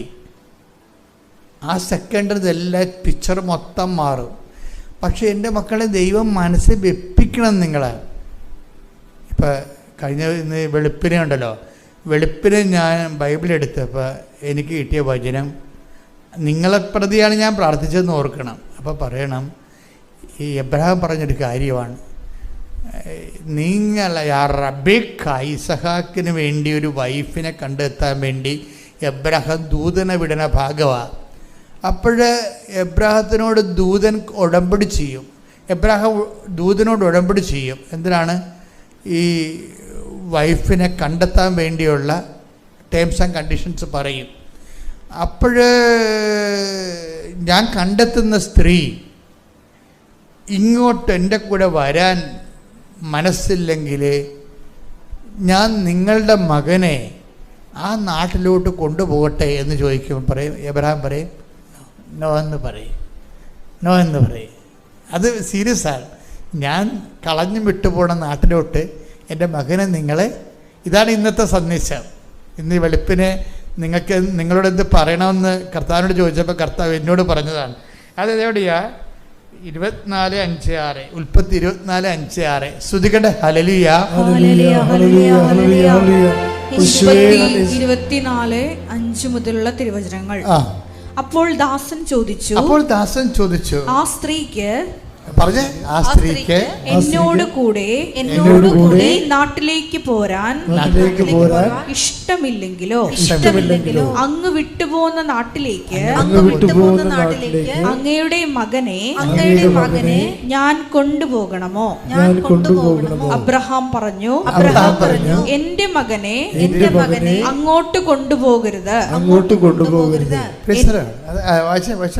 എന്റെ പിതാവിന്റെ വീട്ടിൽ നിന്നും ചാർച്ചക്കാരിൽ നിന്നും എന്നെ പുറത്തു കൊണ്ടുവന്നവനും എന്നോട് സംസാരിച്ചവനും നിന്റെ സന്തതികൾക്ക് ഈ ഭൂമി ഞാൻ തരുമെന്ന് വാഗ്ദാനം ചെയ്തവനുമായ ആകാശത്തിന്റെ ദൈവമായ കർത്താവ് തന്റെ ദൂതനെ നിനക്ക് മുമ്പേ അയക്കും. നീ അവിടെ നിന്ന് എന്റെ മകന് ഒരു ഭാര്യയെ കണ്ടെത്തുകയും ചെയ്യും. ദൈവ മനുഷ്യരും ദൈവജീവിതവും എന്നൊക്കെ പറയുന്നത് വ്യത്യസ്തമായൊരു ജീവിതമാണ്. എന്താ പറയണത്? എന്നോട് എൻ്റെ ചാർച്ചക്കാരിൽ നിന്നും എൻ്റെ മാതാപിതാക്കന്മാരിൽ നിന്നും അവരുടെ പ്രത്യേക ദൈവമില്ലാത്തൊരു ജീവിതത്തിൽ നിന്നും എന്നെ തിരിച്ചു കൊണ്ടുപോകുന്ന ദൈവം തൻ്റെ ദൂതനെ നിൻ്റെ കൂടെ അയക്കും. ആ സ്ത്രീ നീ കണ്ടെത്തുന്ന എൻ്റെ മകന് വേണ്ടി ജീവിത പങ്കാളി നീ കണ്ടെത്തുന്ന സ്ത്രീ നിൻ്റെ കൂടെ വരൂ. അതാണ് വിഷയം. അതായത് ഉടമ്പടിയിലുള്ള വിശ്വാസമാണത്. ഉടമ്പടിയിൽ ഉടമ്പടി ഒരു വിശ്വസ്തതയുടെ ട്രാൻസാക്ഷൻ ആണെങ്കിലും ആ ഉടമ്പടിയിൽ നമുക്കൊരു വിശ്വാസം ഉണ്ടാകണം. ആര്? ഇപ്പം ഞാൻ ഉടമ്പടി എടുത്തതാണ്. കഴിഞ്ഞ ദിവസത്തെ അശ്വതര സാക്ഷ്യം കേട്ടില്ലേ? കർത്താവേ, എനിക്കാകപ്പാടെ ആസ്തിയുള്ളത് നിന്നോട് ചെയ്ത ഉടമ്പടി മാത്രമാണ്. അതാ സംഭവം. ഉടമ്പടിയിൽ വിശ്വസിക്കണം നമ്മൾ. കാര്യം എന്താണ്? വാഗ്ദാന പ്രകാരമാണ് ദൈവം ഇവനെ വിളിച്ചുകൊണ്ട് പോകുന്നത്. എന്ന് പറഞ്ഞാൽ നീ പറയണതൊന്നും അല്ല കാര്യം. ആ സ്ത്രീ നിൻ്റെ കൂടെ പോരാതിരിക്കത്തില്ല. എന്താ കാര്യം? എൻ്റെ കർത്താവിൻ്റെ ഉടമ്പടിയിലാണ് ഞാൻ ജീവിക്കണത്. അതുകൊണ്ട് അവൾക്ക് പോരാതിരിക്കാൻ പറ്റത്തില്ല. പോന്നില്ലെങ്കിലോ? അപ്പോൾ എബ്രഹാം പറയും, പോന്നില്ലെങ്കിലും എൻ്റെ മകനെ ഞാൻ വിട്ടുപോകുന്ന സ്ഥലത്തേക്ക് എൻ്റെ മകനെ നീ തിരിച്ചു കൊണ്ടുപോകരുത്. അതാണ് എപ്പോഴും വളരെ വിഷയം. അതാണ് ഈ പട്ടി സഞ്ചരിക്കുമ്പോഴേ, പട്ടി പോണ കണ്ടില്ലേ? നമ്മുടെ കൂടെ വരുമില്ല, പള്ളിയിലൊക്കെ വരുത്തില്ലേ അല്ലേ? അവൻ മുമ്പിൽ ചിലപ്പോൾ പുറകിലേ പിടിക്കത്തുള്ളൂ. എന്താ കാര്യം? അവൻ കാണുന്ന തെങ്ങും മുട്ട മുഴുവൻ മൂത്രമൊഴിച്ചേ വരത്തുള്ളൂ. അവന് കാണുന്ന എന്തിനാണ് കാര്യം? ഈ വീട്ടുകാരൻ നഷ്ടപ്പെട്ടാലും അവൻ്റെ മൂത്രത്തിന് മണം പിടിച്ച് അവൻ്റെ വീട്ടിൽ പോകണം. പട്ടിക്ക് വളരെ കാൽക്കുലേഷനുണ്ട്. അതുകൊണ്ടാണ് കാണുന്നിടത്ത് എല്ലാം കാല് പൊക്കി മൂത്രമൊഴിച്ചുകൊണ്ട് പോകണത്. ഈ കാല് പൊക്കി മൂത്രമൊഴിക്കണ പട്ടികളെപ്പോലെ ആയിരിക്കരുത് ഉടമ്പടി. തിരിച്ചു പോകണമെന്ന് വിചാരിക്കരുത്. It's very serious thing. എന്ന് വെച്ചാൽ നമ്മൾ ഉടമ്പടി കഴിയുമ്പോൾ നമ്മൾ വിട്ടുപോകുന്ന പലരുടെയും കുഴപ്പങ്ങൾ അതാണ്. അത് വെച്ച് കഴിഞ്ഞാൽ നിങ്ങൾ 90 ദിവസം മാത്രമല്ലേ ഉള്ളൂ, 90 ദിവസം കഴിയുമ്പോൾ പിന്നെ 5:30 എഴുന്നേക്കേണ്ട കാര്യമില്ലല്ലോ. അതാണ് സംഭവം. ഉടമ്പടി 90 ദിവസം മാത്രമല്ലേ ഉള്ളൂ. എങ്ങാനും ഒരു 90 ദിവസം കൂടെ ഒപ്പിച്ചെടുത്തു കഴിഞ്ഞാൽ പിന്നെ 5:30 എഴുന്നേക്കണ്ട, ഇഷ്ടംപോലെ കിടന്ന് ഉറങ്ങാമല്ല. അത് പട്ടി പടിനീളെ മൂത്രം ഒഴിക്കണ പോലെ ഇരിക്കും. മനസ്സിലായില്ലേ? തിരിച്ചു പോകുന്നു. ഉടമ്പടിയിലും പ്രധാനപ്പെട്ട കണ്ടീഷൻസ് എന്താണ്? നീ പോകുന്ന ലക്ഷ്യം സാധിച്ചില്ലെങ്കിലും നീ ഉടമ്പടിയിൽ നിന്ന് തിരിച്ചു പോരരുത്. ഈ കൊടുത്ത പോയിന്റ് മനസ്സിലായില്ലേ? അതാ ഒന്നുകൂടി വായിച്ച ഭാഗം ഒന്നുകൂടി വായിച്ചേ. അബ്രഹാം പറഞ്ഞു, എന്റെ മകനെ അങ്ങോട്ട് കൊണ്ടുപോകരുത്. 24:8 എന്നാൽ ആ സ്ത്രീക്ക് നിന്നോട് കൂടെ പോരാൻ ഇഷ്ടമില്ലെങ്കിൽ എന്റെ ഈ ശബദത്തിൽ നിന്ന് നീ വിമുക്തനാണ്. എന്റെ മകനെ അങ്ങോട്ട് തിരികെ കൊണ്ടുപോകരുതെന്ന് മാത്രം. ഇത് എൻ്റെ മക്കൾ വളരെ സീരിയസ്. ഇന്ന് വെളുപ്പിനെ ഈശോ നിങ്ങളോട് പറയാൻ വേണ്ടി പറഞ്ഞതാണ്. എന്താ കാര്യം? ഉടമ്പടിയുടെ വിഷയം നിയോഗം നിറവേറിയില്ലെങ്കിലും, ഉടമ്പടി എന്താണ്? എബ്രാഹത്തിന് ഇസഹാക്കിന് മകളെ കണ്ടെത്താൻ ഇസഹാക്കിന് നാട്ടിലോട്ട് പോവുകയാണ്. സ്വന്തം രക്തത്തിൽ നിന്ന് ജീവിത പങ്കാളെ കണ്ടെത്താൻ കഴിയണം. അപ്പം വൃത്തം ചോദിക്കണത് എന്താണ്? അവൾക്ക് എൻ്റെ കൂടെ ഇങ്ങോട്ട് ഇത്രയും അകലെ വരാൻ താല്പര്യമില്ലെങ്കിലും എന്താ പറയുക, ഇവൻ കെട്ടാതെ നിന്നാലും കുഴപ്പമില്ല. അതാണ് ആ ലൈൻ പോണ പോക്കുണ്ടല്ലേ, ഇവൻ കെട്ടാതെ നിന്നാലും കുഴപ്പമില്ല, എൻ്റെ മകനെ ഞാൻ വിട്ടുപോകുന്ന സ്ഥലത്തേക്ക് നീ തിരികെ കൊണ്ടുപോകരുത്. ഇവർ വളരെ സീരിയസ് ആയിട്ടുള്ള വെർഡിക്റ്റാണ്. ഇതൊരു നിലപാടിൻ്റെ ഒരു ഭാഗമാണ്. നിൻ്റെ ഉടമ്പടി നിയോഗം ചില കാര്യങ്ങൾ ദൈവഹിതമാണെന്ന് വിചാരിച്ചു. ഇപ്പം നീ കൊച്ചുണ്ടാകാൻ വേണ്ടിയാണ് ഉടമ്പടി വെച്ചിരിക്കുന്നത്.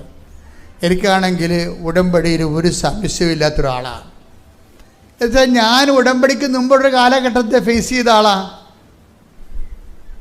86 84 തുടങ്ങി. അച്ഛനായത് 85-ലാണെങ്കിലും ധ്യാനം ഞാൻ തുടങ്ങിയത് 84-ലാണ്. അന്ന് തൊട്ട് ഇന്ന് വരെ ധ്യാനഗുരുവാണ്. പക്ഷെ എന്താ പ്രശ്നം എന്ന് പറയണത്, ഈ കാലങ്ങളിൽ ഉപയോഗിച്ചിരിക്കുന്ന മെഷീനറികളെല്ലാം എനിക്കറിയാം. ഉടമ്പടി വന്നപ്പോൾ ഉണ്ടായിരുന്ന ഡിഫറൻസ് എനിക്കറിയാം. ഉടമ്പടി വന്നപ്പോൾ ഡിഫറൻസ് 3 ഇരട്ടിക്ക് കൂടുതലാണ്. ഇത് ടൈം ഷോർട്ടണിങ് എന്ന് പറയുന്നത് പണ്ടാര ടൈം ഷോർട്ടണിങ് ആണ്. പെട്ടപ്പെടാന്നിങ്ങനെ. ഇപ്പം ഈ മെർലിനൊക്കെ പറഞ്ഞത് എന്താണെന്നറിയാമോ, ഞാൻ ഉടമ്പടി പുതുക്കി ഉടമ്പടി പ്രകാരം അതിൻ്റെ കാരുണ്യ പ്രവൃത്തികൾ ചെയ്ത് ഞാൻ എന്താ ചെയ്തത്, എൻ്റെ ദശാംശം തന്നെ ഞങ്ങൾ എടുത്തിട്ട് വീടില്ലാത്തവർക്ക് കൊടുക്കും. ജീസസ് പോലുള്ള ആത്മീയ സംഘടനകൾക്ക് അവർക്ക് ശുശ്രൂഷ കൂടാൻ കൊടുക്കും. അതുപോലെ തന്നെ എന്നെപ്പോലൊരു കുഞ്ഞ് എൻ്റെ വീടിൻ്റെ അടുത്ത് ജനിച്ചിട്ടുണ്ട്. എനിക്ക് കുഞ്ഞിനെ കിട്ടിയ പോലെ തന്നെ ഒരു പാവപ്പെട്ട കുടുംബത്തിൽ ഒരു സ്ത്രീ ഗർഭം ധരിച്ചു. അപ്പം ഞാൻ അവളെ പോയി കണ്ടിട്ട് എനിക്ക് എൻ്റെ കുഞ്ഞിനെ വളർത്താനുണ്ടായിരുന്ന ചിലവ് എന്തുമാത്രമാണെന്ന് എനിക്കറിയാം. ഞാൻ അത്രയും ആ കൊച്ചിനെ ഞാൻ ദത്തെടുത്ത്. അവർ പാവപ്പെട്ടവരാണ്. അതുകൊണ്ട് ആ കൊച്ചിനെ ഞാൻ ദത്തെടുത്ത് അവൾക്കുണ്ടായിരുന്ന ചിലവ് ഞാൻ വഹിച്ചു ആ കാലങ്ങളെല്ലാം. അങ്ങനെ മനുഷ്യ ഉടമ്പടി ചെയ്യണത്. അവർ തിരിച്ചു വന്നപ്പോൾ ഒരു വല്ലാത്ത ഒരു 1.5 വരവായിപ്പോയി. ഭാര്യയും ഭർത്താവും. അതുപോലെ തന്നെയാണ് സുവിശേഷ വേലയും. ഇപ്പം എന്താ സംഭവിച്ചതെന്നറിയാമോ, അങ്ങനെ വന്നപ്പോൾ നടക്കണമെന്ന് സംഭവിച്ചത്, നമ്മളെ ഉടമ്പടിയോട് വിശ്വസ്തരാണെന്ന് ദൈവത്തിന് തോന്നിക്കഴിഞ്ഞാൽ ഉടനെ അവർക്ക് ഒന്ന് സ്തുതിക്കട്ടെ മക്കളെ. Hallelujah hallelujah hallelujah hallelujah hallelujah മഹത്വം മഹത്വം ആരാധന ആരാധന ഹല്ലേലൂയ ഹല്ലേലൂയ മഹത്വം ആരാധന. അതായത് ഇത്രയും അപ്പോൾ നമ്മൾ ഉടമ്പടിയിൽ വിശ്വസ്തത പാലിച്ചില്ലേ, ഉടമ്പടി റെക്ടിഫൈ ചെയ്തു. ആദ്യം തെറ്റിപ്പോയപ്പോൾ ഉള്ള ജോലി കൂടി പോയി, 0 ആയി. പിന്നെ ഉടമ്പടി വന്ന് പുതുക്കി കഴിഞ്ഞപ്പോൾ പൂർവാധി ശക്തമായിട്ട് അവരെ ഉടമ്പടി നിറവേറ്റാൻ തുടങ്ങി. അവരുടെ ഭാഗം ക്ലിയർ ചെയ്തപ്പോൾ എന്താ പറ്റിയിരിക്കണത്, ക്ലിയർ ചെയ്തപ്പോൾ ഇവർ അപേക്ഷ പോലും വെച്ചിട്ടില്ല. ആമസോണിൻ്റെ ഏരിയ മാനേജറായിട്ട് ഇയാളെ അപേക്ഷ വെക്കാതെ ഇയാളുടെ ബയോഡേറ്റ കണ്ടുപിടിച്ച് ഇങ്ങോട്ട് കോൾ ഫോർ ചെയ്യാൻ. കർത്താവിൻ്റെ മുമ്പിൽ നിന്നെ രക്ഷപ്പെടുത്താൻ 10,000 വഴികളുണ്ട്. നിൻ്റെ ചിന്തയിൽ ഒരു കമ്പനിയും ഒരു രാജ്യമേ ഉണ്ടാകത്തുള്ളൂ. ചിലപ്പോൾ ഒരു പ്രൊഫഷൻ ഉണ്ടാകത്തുള്ളൂ. ഉടമ്പടി ഓപ്പൺ മാർക്കറ്റിൽ ഇട്ട് കഴിഞ്ഞാലുള്ള ഗുണമെന്ന് പറഞ്ഞാൽ, ഓപ്പൺ മാർക്കറ്റ് എന്ന് പറഞ്ഞാൽ എന്താ കാര്യം, കർത്താവിൻ്റെ സാധ്യതയ്ക്ക് ഇടണം. നിങ്ങൾ ഉടമ്പടി കൃത്യമായിട്ട് അവൻ പറയണ പോലെ ചെയ്ത് കഴിയുമ്പോൾ ഇപ്പോൾ എന്താ സംഭവിച്ചു, സ്ത്രീക്ക് ഇവർക്ക് എന്താ സംഭവിക്കണേ, ആമസോണിൻ്റെ ഏരിയ മാനേജർ എന്ന് പറയണത് ഇയാൾ പഠിച്ചത് ഫൈനാൻസാണ് പഠിച്ചത്. ഇപ്പോൾ ഫൈനാൻസ് ഇയാൾ പഠിച്ച പ്രൊഫഷൻ തന്നെയാണ് വിളിച്ചിരിക്കണത്. അപ്പം നല്ല ശമ്പളം, പക്ക ശമ്പളമാണ്. ഇയാൾ വല്ല അപേക്ഷ വെച്ചാൽ ഒരു അപേക്ഷ വെച്ചിട്ടില്ല. ഇയാൾക്ക് അവരറിയാവോ? അറിയാൻ പാടില്ല. പക്ഷേ ദൈവത്തിൻ്റെ കൺട്രോളിലാണ് ഈ സംഭവങ്ങളെല്ലാം. നമ്മളൊരു സത്യസന്ധമാണെന്ന്, ഇപ്പം നിൻ്റെ കല്യാണം താമസിക്കുന്നു, നിനക്ക് കൊച്ചുണ്ടാകാൻ താമസിക്കുന്നു, ശരി, നീ വീട് വിൽക്കാനോ താമസിക്കുന്നു. പക്ഷേ ഈ വിഷയത്തെല്ലാം എന്താണ്, ഈ ഓരോ സംഭവവും നമ്മളെപ്പോഴും ഉടമ്പടി വയ്ക്കുമ്പോൾ ബൈബിളിൽ ഏറ്റവും നല്ല വാക്ക് ഉടമ്പടിക്കാർക്ക് മനസ്സിൽ ഓർക്കേണ്ട വാക്കാണ്. എന്താണ്? ദൈവം. എന്താണ്? ദൈവം. ദൈവം സമസ്തവും സമസ്തവും അവന്റെ പാദത്തിന്റെ കീഴാക്കിയിരിക്കുന്നു. അപ്പൊ നമ്മൾ പറയുന്ന ആൾക്കാരുടെ കയ്യിലല്ല നമ്മുടെ ഭാവി ഇരിക്കണത്. ആരുടെ കയ്യിലാണ്? ദൈവത്തിന്റെ കയ്യിലാണ്. Take the word of God. ശ്രദ്ധിക്കട്ടെ. Hallelujah, hallelujah, hallelujah, hallelujah, hallelujah. യേശുവേ നന്ദി. Hallelujah, hallelujah. കൊരിന്തോസ് 15:27. 1 കൊരിന്തോസ് 15:27. ദൈവം സമസ്തവും അധീനമാക്കി തന്റെ പാദത്തിൻ കീഴാക്കിയിരിക്കുന്നു. സമസ്തവുമാണ് നിന്റെ ജോലി, വീട്, വിവാഹം, പെൻഷൻ, PR, ഈ സമസ്തവും കർത്താവിൻ്റെ കീഴിലാണ്. അപ്പം അതുകൊണ്ട് തന്നെ നമ്മുടെ മുമ്പിലുള്ള എന്താണ്? നമ്മൾ ഈ സമസ്തവും ദൈവത്തിൻ്റെ കീഴിലാക്കണം. അതാണ് വിഷയം. നമ്മൾ സമസ്തവും നമ്മുടെ ചിന്ത, ആലോചന, അതുപോലെ തന്നെ നമ്മുടെ പ്രവർത്തനങ്ങൾ എല്ലാത്തിനെയും. കഴിഞ്ഞ ദിവസങ്ങളിൽ ഈ ഗോകുൽകൃഷ്ണയുടെ സാക്ഷ്യങ്ങളിലൊന്ന്, ഒത്തിരി സാക്ഷ്യങ്ങളുണ്ടാവില്ല, അല്ല ഒരു സാക്ഷ്യം പറയണത്, ഞാൻ ചെറുപ്പമാണ്, ഈ ടൈറ്റ് യൂത്തിൻ്റെ ടൈമാണ്, എനിക്ക് 25 വയസ്സേ ഉള്ളൂ. അപ്പോൾ ഞാൻ ജർമ്മനി ചെല്ലുമ്പോൾ എനിക്ക് ഭയങ്കര ബോറടിച്ച്. എന്താണ് കാര്യം? ആ പ്രായം ബോറടിക്കുന്ന പ്രായമാണ്. കാര്യം എല്ലാവർക്കും തന്നെ ലൈനുണ്ട്, അതാണ് വിഷയം. കാര്യം അവർക്ക് ഈ ആൾക്കാർക്ക് ആ പ്രായത്തിൽ ബോറടിക്കുമ്പോൾ ഓരോരുത്തർ ചിലപ്പോൾ നല്ലതായിരിക്കും, ചിലപ്പോൾ മോശമായിരിക്കും, ചിലപ്പോൾ പണി കിട്ടും, പല പരിപാടിയാണ്. പക്ഷേ ഇവരുടെ മാനസികാവസ്ഥ എന്താ?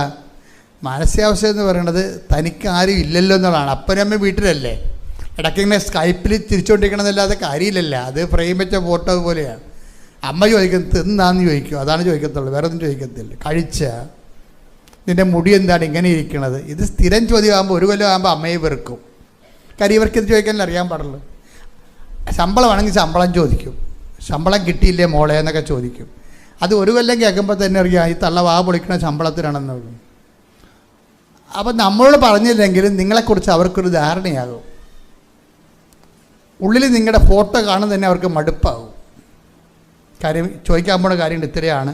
അതിങ്ങനെ റെക്കോർഡ് ചെയ്ത് വെച്ച് കഴിഞ്ഞാൽ ഈ അമ്മ വിളിക്കുമ്പോൾ റെക്കോർഡ് ഓൺ ചെയ്താൽ മതി. കഴിച്ചു, ശമ്പളം കിട്ടി അല്ലെങ്കിൽ കിട്ടിയില്ല, നമ്മൾ റെക്കോർഡ് ചെയ്ത് വെച്ചാൽ മതി. അപ്പോൾ അവർ ഓക്കെ ആവും.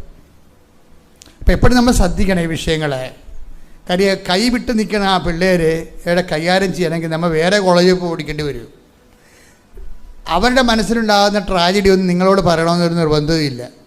അതുകൊണ്ട് എപ്പോഴും നല്ലത് ഉടമ്പടി എടുത്ത് അതിങ്ങൾക്ക് വേണ്ടി പ്രാർത്ഥിക്കുക. എന്താ കാര്യം? നമുക്കറിയത്തില്ല എന്ത് അണ്ടർ കറണ്ടാണ് പോകണമെന്ന്. അപ്പം ഇപ്പോൾ ഗോകുൽകൃഷ്ണൻ എന്താ പറയണത്? എനിക്ക് ബോറടിക്കാൻ തുടങ്ങി ഒറ്റക്ക് നടന്ന്. എല്ലാവർക്കും കൂട്ടുണ്ട്.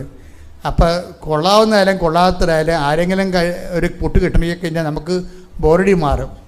അത് എല്ലാ യൂത്തും അനുഭവിക്കുന്ന പ്രശ്നമാണ്. എല്ലാ യൂത്തും അനുഭവിക്കുന്ന കാര്യം. ഒരു പ്രണയക്കൂട്ട് കിട്ടിയില്ല എന്നുണ്ടെങ്കിൽ ഇവർക്ക് കോംപ്ലക്സാണ്. എന്താണ്? തനിക്കെന്തോ കുഴപ്പമുള്ളത് കൊണ്ടാണ് നമുക്ക് ഒന്നും ഒക്കാതെ വന്നതെന്ന് തോന്നും. അത് നമ്മൾ അമ്മയോടൊന്നും ചിലർ അപ്പം അമ്മയോടൊക്കെ ഈ സംഭവം അങ്ങോട്ട് ഡിസ്കസ് ചെയ്യും, ചിലർ ഡിസ്കസ് ചെയ്യത്തില്ല. അപ്പോൾ ഇവരുടെ മനസ്സിലുള്ള ഒരു ചങ്കിടിപ്പെന്ന് പറയണത് തനിക്കെന്തോ കുഴപ്പമുണ്ട്, തൻ്റെ ബോഡിക്കെന്തോ കുഴപ്പമുണ്ട്, തൻ്റെ സംസാരത്തിന് എന്തോ കുഴപ്പമുണ്ട്, താൻ തിരിവാകുകയാണ്. ഓപ്പൺ മാർക്കറ്റിൽ താൻ തിരിവാകുകയാണ്. അപ്പോൾ പിന്നെ ഇവിടെ കാണിക്കണത് എന്താണ്? തിരിവാകാതിരിക്കാൻ വേണ്ടി ഞാൻ വലിയ സംഭവമാണെന്ന് അറിയിക്കാൻ വേണ്ടി പുതിയ പുതിയ അഭ്യാസങ്ങൾ കാണിക്കും. ഇവിടെ കാലുകുത്തുന്ന ഓരോ മനുഷ്യരും ഞാൻ ചൂടാകണത് ആത്മീയ കാപഠ്യം ഉണ്ടെങ്കിൽ ചൂടാകത്തുള്ളൂ. മറ്റുള്ള കാര്യങ്ങൾക്ക് I am not bother about it. നിങ്ങൾ കർത്താവിനെ പറ്റിക്കുന്നുണ്ടെങ്കിൽ തീർച്ചയായിട്ടും വയറ്റിപ്പഴപ്പിന് വേണ്ടി ദൈവത്തിന് ദുർവിനിയോഗിച്ചാൽ ഞാൻ നിങ്ങളുടെ ഉടമ്പടി കറക്റ്റ് ചെയ്യാൻ വേണ്ടി ചിലപ്പോൾ ചൂടാകണതാണത്. അല്ലാതെ ആൾക്കാരെ നോക്കി ചൂടാകണമല്ല. ഉടമ്പടി കറക്റ്റ് ചെയ്യാൻ വേണ്ടി നിങ്ങൾ ശാസിക്കുന്നതാണ് അല്ലേ ഉള്ളു. അല്ലാതെ നിങ്ങൾ എന്ത് ലിപ്സ്റ്റിക് തേച്ച് വന്നാലേ എനിക്കൊന്നും പ്രശ്നമൊന്നുമില്ല. ഇനി ഇന്നാളൊരാൾ മുഴുവനും മദാമയെ പോലെ കളറൊക്കെ ചെയ്ത് വന്ന് ഞാൻ ചിരിച്ച്. അത്രയേ ഉള്ളൂ. അത് അവരുടെ പ്രായത്തിന് അവർക്കത് ചെയ്ത് അങ്ങ് മുന്നോട്ട് പോകേണ്ടത്. അതിനകത്ത് കുഴപ്പമൊന്നുങ്ങളൊന്നുമില്ല. പക്ഷേ അതല്ല പ്രശ്നം. ഈ ഒറ്റപ്പെടലെന്ന് പറയുന്ന സംഭവം. നമ്മൾ ഒറ്റപ്പെട്ട് കഴിഞ്ഞാൽ നമുക്ക് ഓപ്പൺ മാർക്കറ്റിൽ നമുക്ക് ഡിമാൻഡ് ഇല്ലെന്ന് കണ്ടു കഴിഞ്ഞാൽ നമ്മൾ ഇതുപോലുള്ള അഭ്യാസങ്ങൾ കാണിക്കും. പക്ഷെ കുറച്ച് കഴിയുമ്പോൾ കിഡ്നി പോകുക, ഇത് നമുക്ക് പിടിച്ചിരിക്കാൻ പറ്റത്തില്ല. കമ്പനിക്കാരൊക്കെ എത്ര നമ്മളെ ശ്രദ്ധിച്ചാലും കുറച്ച് കഴിയുമ്പോൾ ഒരു കമ്പനിക്ക് നമ്മളെ പിടിച്ചു നിർത്താൻ പറ്റത്തില്ല. കുറച്ച് കഴിയുമ്പോൾ നമ്മൾ 10-30 വയസ്സ് ഉള്ളെങ്കിലും 60 വയസ്സിൻ്റെ ബ്രാൻഡിൽ ഇരിക്കുകയുള്ളൂ. കമ്പനിയുടെ കാര്യങ്ങളെല്ലാം കെമിക്കലല്ലേ. അപ്പോൾ നമുക്ക് ആ വഴിക്ക് പോയിട്ട് ചിന്തിക്കുക. അപ്പോൾ അതിനേക്കാളെല്ലാം മനസ്സിൻ്റെ കണ്ടൻറ്റ് വരണം. ഇപ്പം ഇവിടെ നല്ല പ്രായമാണ്, അവളെ പറയണം എനിക്കൊരു കൂട്ട് കിട്ടണമെന്ന് തോന്നിയായിരുന്നു.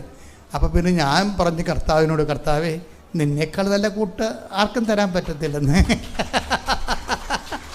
അത് കേൾക്കാൻ നല്ല രസമാണ്. എൻ്റെ ടൈറ്റ് ജീവിതത്തിൽ ജീസസ് നിന്നെപ്പോലെ നല്ല കൂട്ട് ആർക്കും, അതാരും ഗോകുൽ കൃഷ്ണനായ പറയണമെന്ന് ഓർക്കണം. ഇത് ഇവളുടെ ജ്ഞാനമെന്ന് പറഞ്ഞ പണ്ടാര ജ്ഞാനമാണ്.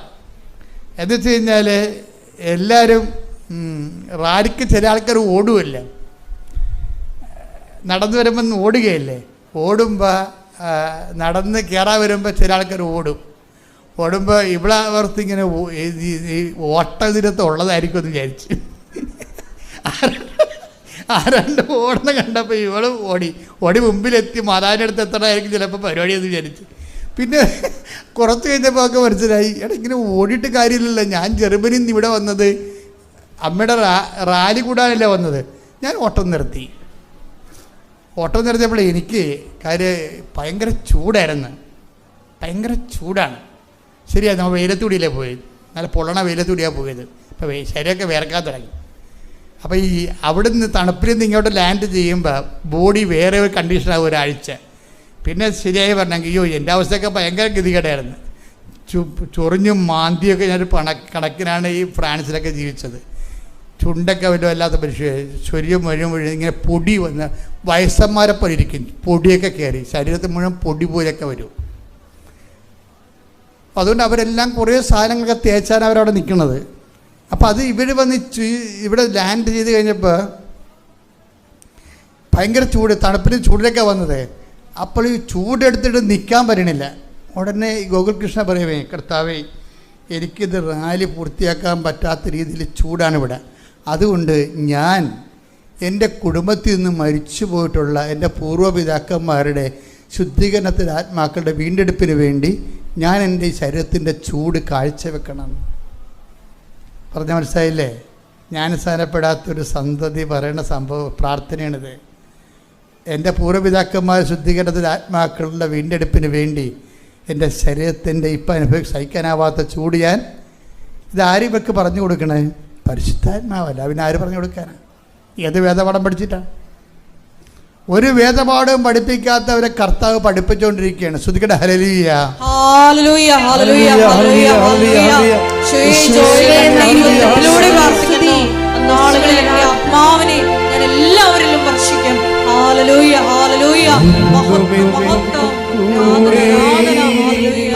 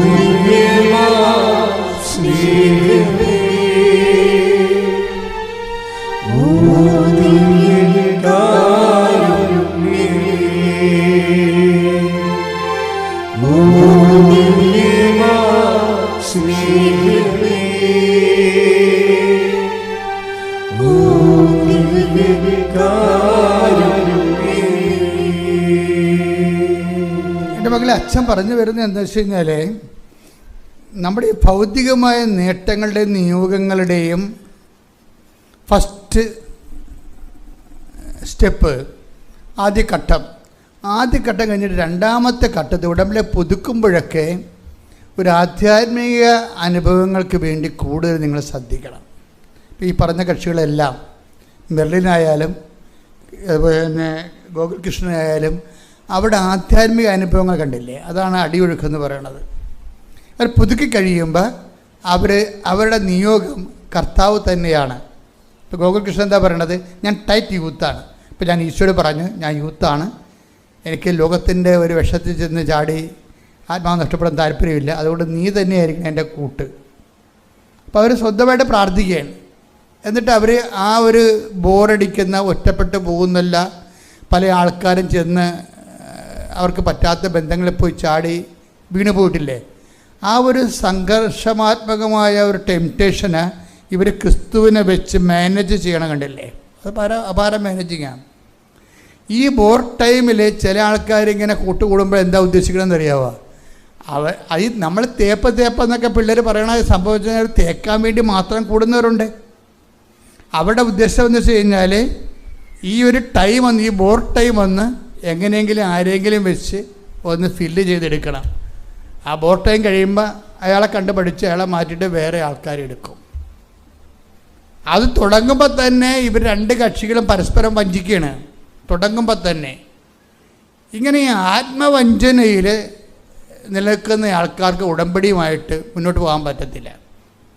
കാര്യം എന്താ? നിങ്ങൾ തന്നെ ബേസിക്കായിട്ട് ആത്മവഞ്ചനയിൽ പോവുകയാണ്. അപ്പം നിങ്ങൾ പറയാം അതൊക്കെ സാരമില്ല, അതൊക്കെ ടൈം പാസ് ഒന്നും പറഞ്ഞ സാധനമില്ല. ടൈം പാസ് അല്ല ശരിക്കും സംഭവിക്കണത്. സമയം കൊല്ലാൻ വേണ്ടിയല്ല, നിങ്ങൾ ചെയ്യണത് ഗ്രേസ് പാസ്സാണ് നടക്കുന്നത്. കൃപയാണ് നിങ്ങളെ കൊന്നുകൊണ്ടിരിക്കണത്. എന്താ കാര്യം? ഈ കാപട്യം വെച്ചുകൊണ്ട് നമുക്ക് ഉടമ്പടി മുന്നോട്ട് പോകാൻ പറ്റത്തില്ല. അപ്പം നിങ്ങൾ ചോദിക്കും ഞങ്ങൾ എന്ത് ചെയ്യും, ഞങ്ങൾ പെട്ടുപോയില്ല എന്ന് വിചാരിക്കും. നിങ്ങൾ തൽക്കാലം ചെയ്യാവുന്ന എന്താണ്? നിങ്ങളുടെ പാസ്ബുക്ക്, നിങ്ങളുടെ ചെക്ക് ബുക്ക് കയ്യിൽ നിന്ന് പോയെന്ന് കണ്ടാൽ നമ്മൾ എന്ത് ചെയ്യും? സ്റ്റോപ്പ് പേയ്മെൻ്റ് അടിക്കും ഇല്ലേ? എൻ്റെ ചെക്ക്, ഞാൻ എഴുതിയ ചെക്ക്, ഒപ്പിട്ട ചെക്ക് എൻ്റെ കയ്യിൽ നിന്ന് പോയിട്ടുണ്ട്, അതുകൊണ്ട് ബാങ്ക് ആ ചെക്കും കൊണ്ട് വന്നാൽ പൈസ കൊടുക്കുമെന്ന് പറയും. നിങ്ങൾ പെട്ടുപോയ ബന്ധമാണെങ്കിൽ ഉടനെ സ്റ്റോപ്പ് പേയ്മെൻ്റ് അടിക്കണം. എന്താ കാര്യം? ഓക്കെ, ഇത്രയും നാൾ നമ്മളിങ്ങനെ ഒരു റിലേഷനിലായിപ്പോയി, പെട്ടിരിക്കുകയാണ്, ഇനി ഞാൻ കംപ്ലീറ്റ് സ്റ്റോപ്പ് ചെയ്യുന്നു. അപ്പം നിങ്ങൾക്കറിയാം, അങ്ങനെയാണെങ്കിൽ ആത്മഹത്യ ചെയ്യും എന്നൊക്കെ പറയാതൊക്കെ അങ്ങനെ ഭയങ്കര ഒരു ഇമോഷണലായിട്ടുള്ള കുറേ സിനിമയിൽ നിന്ന് സീരിയലിൽ നിന്ന് കിട്ടിയിട്ടുള്ള സ്ഥിരം ഡയലോഗ് ഇവിടെ അങ്ങോട്ടും ഇങ്ങോട്ടും കീച്ചും, അതൊക്കെ കീച്ചിക്കും, കുഴപ്പമൊന്നുമില്ല. പക്ഷെ അപ്പോഴും നിങ്ങൾ ശ്രദ്ധിക്കേണ്ട കാര്യം, ദൈവം അറിയാതെ നീ വിശ്വാസിയാണെങ്കിൽ എൻ്റെ മകനെ നീ തിരിച്ചു കൊണ്ടുപോകരുത്. അതാണ് വിഷയം അതാണ്. ആ നിയോഗം നിറവേറിയില്ലെങ്കിലും, നിന്നെ ഏൽപ്പിച്ച കാര്യം നിറവേറിയില്ലെങ്കിലും, നീ നിയോഗം വെച്ച കാര്യം നിറവേറിയില്ലെങ്കിലും നീ പഴയ ജീവിത രീതിയിലേക്ക് തിരിച്ചു പോകരുത്. മനസ്സിലായില്ലേ? അത് ഒന്നിനു വായിച്ച ആ ഭാഗം, അതാണ് നമ്മുടെ ഇന്നത്തെ ക്യാപിറ്റൽ മെസ്സേജ്. ശ്രുതിക്കട്ടെ. Hallelujah, hallelujah, hallelujah, hallelujah. യേശുവേ ആരാധന, ആരാധന, ആരാധന. യേശുവേ നന്ദി, മഹത്വം, മഹത്വം, മഹത്വം. Hallelujah, hallelujah, hallelujah, hallelujah. ആരാധന, ആരാധന, യേശുവേ ആരാധന, ആരാധന, ആരാധന, യേശുവേ ആരാധന. ഉൽപ്പത്തി 24:8.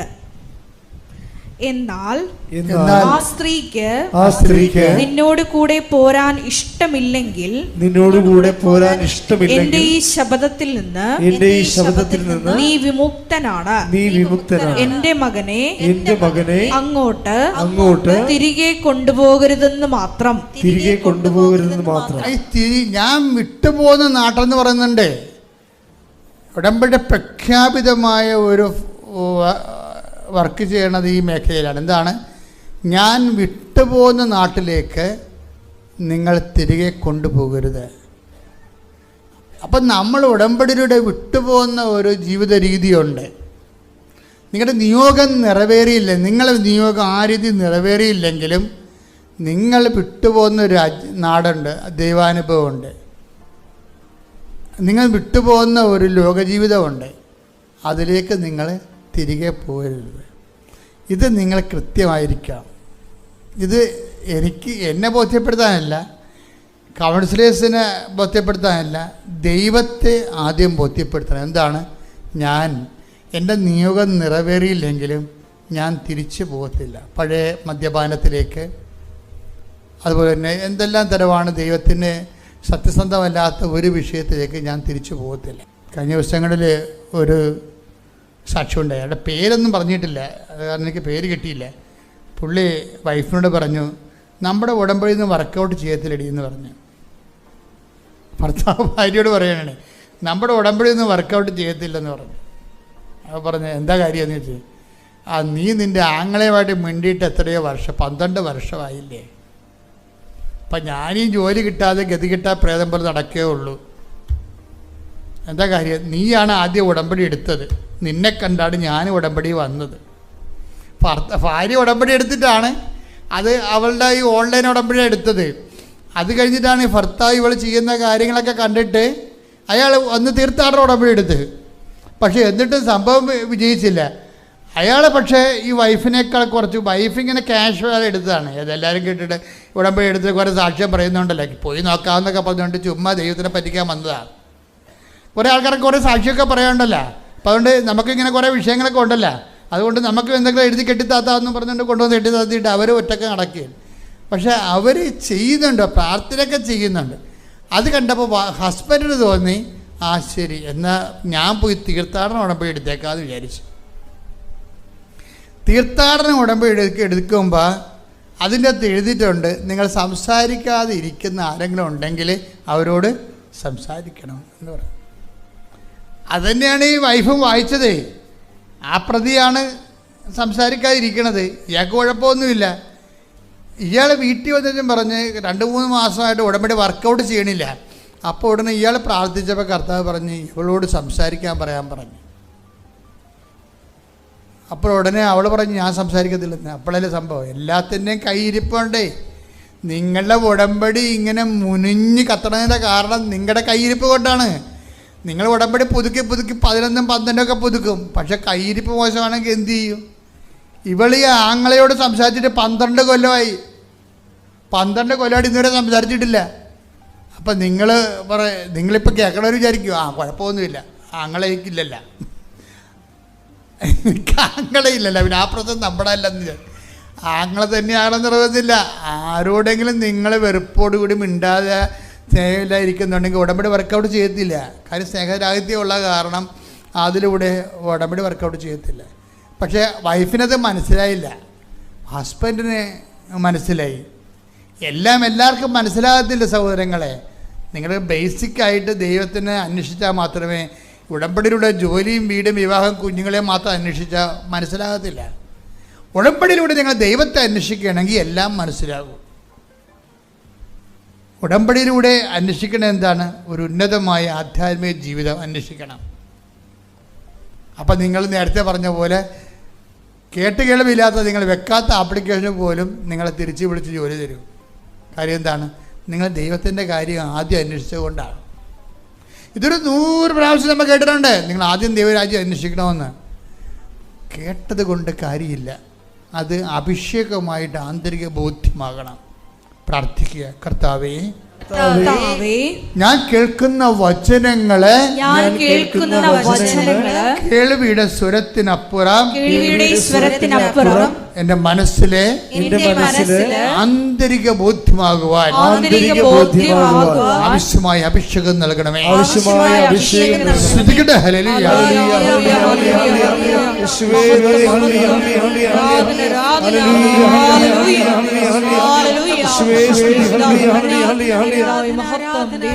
പരമദിവ്യകാരുണ്യത്തിന് ഒരുമിച്ച് പാടാം. ശ്രദ്ധിക്കട്ടെ. Hallelujah. Hallelujah, hallelujah, hallelujah, hallelujah.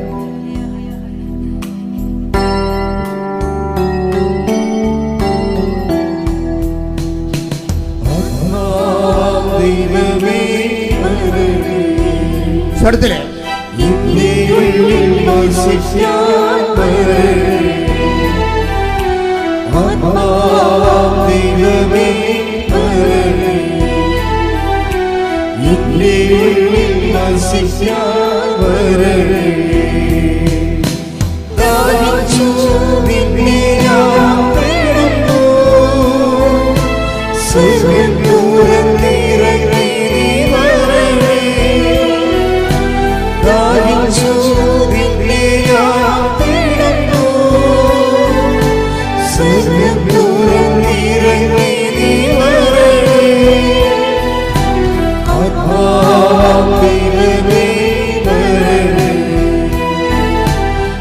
എന്നിൽ വസിക്കാൻ വരണമേ. ആത്മാദൈവമേ വരണമേ. എന്നിൽ വസിക്കാൻ